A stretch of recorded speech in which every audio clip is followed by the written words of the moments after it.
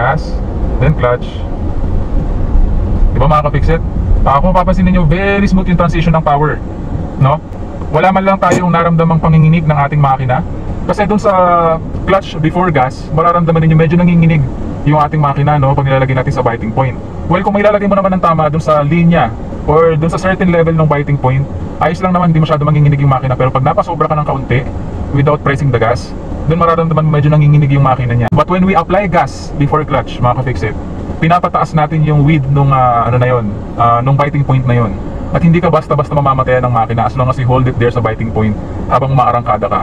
Very handy yung gas before clutch, na ilalagay mo muna yung iyong gas up to 2000 RPM, lalo na kung mga pataas yung daan, then saka ka magka-clutch to the biting point, then ibababa mo yung iyong handbrake, no?